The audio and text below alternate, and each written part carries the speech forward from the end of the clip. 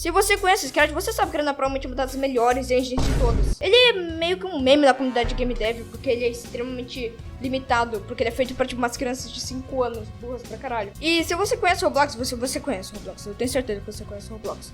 Você sabe que ele é uma engine muito mais, tipo, melhor do que o Scratch. Ele tem muito mais coisa, tu tem liberdade pra fazer algo decente. E aí eu pensei, o quão difícil seria recriar um dos jogos mais famosos do Roblox, o Doors, só que numa engine ilimitada. E essa foi a história de como eu fiquei louco.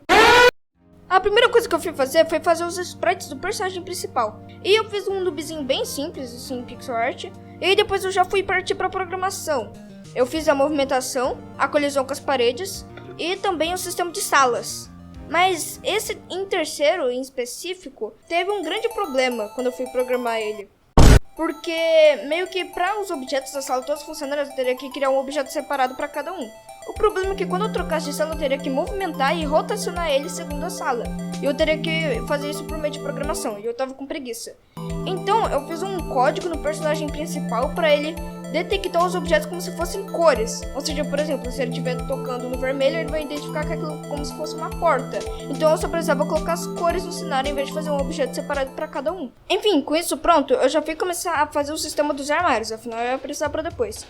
Eu criei uma variável com nome muito maturo e eu coloquei para ela ter 4 possibilidades: 0, 1, 2, 3 e 4. 0 e 3 é quando ele tá fora do armário. 0 é quando ele tá fora do armário e pode entrar. E 3 é quando ele tá fora do armário e não pode entrar. 1 e 2 é quando ele tá dentro do armário. 1 é quando ele tá dentro do armário e não pode sair. E 2 é quando ele tá dentro do armário e pode sair. Eu fiz todos esses sistemas e todas essas outras variáveis simplesmente pro cooldown funcionar. Porque antes, sem essas variáveis, o que acontecia? Se eu segurasse espaço, eu ia simplesmente só entrar e sair do armário várias vezes rapidão. E não conseguiria entrar no armário direito.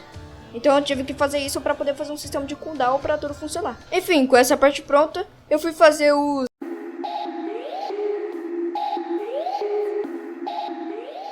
O primeiro monstro que você encontra no Doors é o Rush. Ele é bem simples. Ele pisca as luzes antes de atacar. E você tem alguns segundos para conseguir entrar no armário para se salvar. Senão... Me dê! Enfim, depois de fazer essa incrível arte, eu já fui partir pra Programmation, bro. Não sei porque eu falei disso. Porque isso tá no roteiro, não sei porque. Eu criei uma variável que toda vez que ela troca de sala, troca o número dela. E o Rush, toda vez que troca de sala, ele detecta se essa variável é igual a 1. Se ele for igual a 1, ele vai esperar uns 10 segundos, aí ele vai verificar se o player tá dentro do armário. Se o player estiver dentro do armário, ele não vai atacar. Já se o player estiver fora do armário, ele vai atacar. Lógico que como eu sou um ótimo programador, já saiu tudo funcionando de primeiro.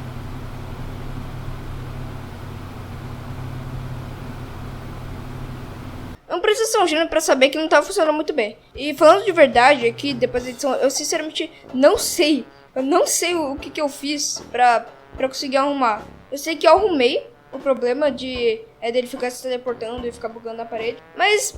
meio que ainda tinha um outro problema, porque tudo que você arruma de um lado, você destrói e explode do outro. Porque meio que agora tinha um problema, porque o Rush, ele era pra detectar só uma vez se você estivesse dentro do armário, depois de 10 segundos e toda aquela coisa que eu expliquei. Mas meio que o problema que tava acontecendo é que quando você entrasse no armário antes dos 10 segundos e tal, em vez dele só não fazer nada e tudo e tal, ele praticamente ficava camperando, te esperando você sair do armário pra quando você saísse, ele te atacasse.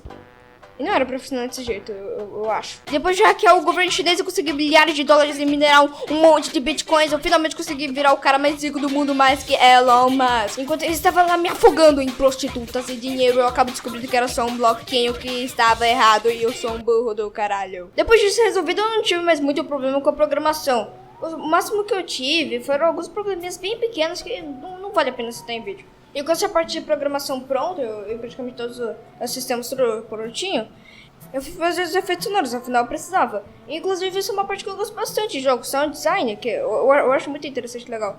O que eu fiz, no Scratch mesmo, porque era mais fácil, eu só fui lá, eu peguei minha voz e modifiquei algumas vezes pra ficar parecendo o Rush. Nem ficou parecendo o Rush, mas o vídeo ficou parecido. E eu fiz alguns efeitos, eu fiz de ele vindo até você, dele passando, né, quando você entra no armário, e do jumpscare também. E tudo isso era muito bom, era muito legal, mas eu ainda não estava satisfeito, porque sou um monstro. Então eu decidi adicionar o...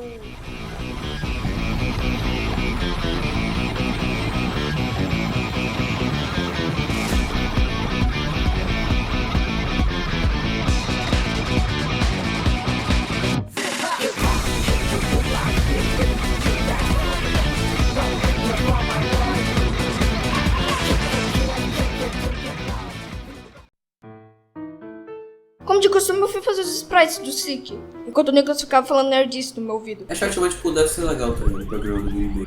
Porque, tipo, tu tá... Assim, tu vai estar aprendendo do Scratch programar. Daí, tipo, tu vai estar um pouco mais avançado. Aí, quando tu for pro Game Maker, tu vai estar avançado. Eu fiquei um tempo pensando em como adaptar o Seek pra colocar no jogo. Eu pensei na resposta mais óbvia, seria fazer uma perseguição que nem no jogo, mas tentando programar e botar isso em prática mesmo, não foi muito eficiente. E de todas as maneiras, eu até tentei fazer um sistema de você atrair ele pra um armário, que era uma ideia bem interessante, só que... Pô, como que eu vou conseguir mamar ele? acabou não funcionando. Eu achei a ideia de você poder matar o Seek. Parece absurdo, mas a gente tem mais fácil. Mas só tinha um problema. Agora eu não faço a mínima ideia de como eu vou programar isso. Olha só que legal. Talvez aquele mesmo sistema do Rush, o número aleatório, as variáveis, ok. Até tava tudo funcionando de primeira, só tinha um grande problema.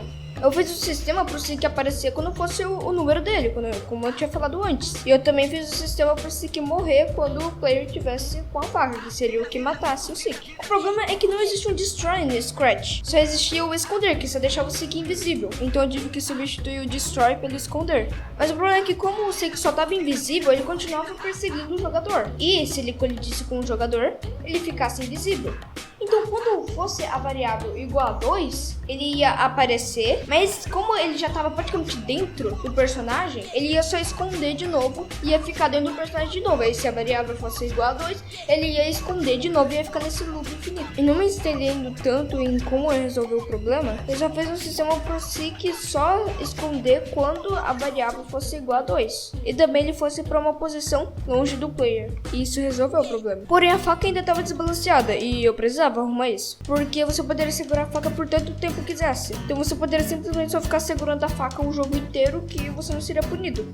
Então eu pensei na ideia de que se você morresse depois de alguns segundos segurando a faca por tempo demais. Mas eu representei isso da pior forma possível. Eu coloquei pro player tocar uma animação em que a faca desse um flip e fosse no rosto dele e matasse ele.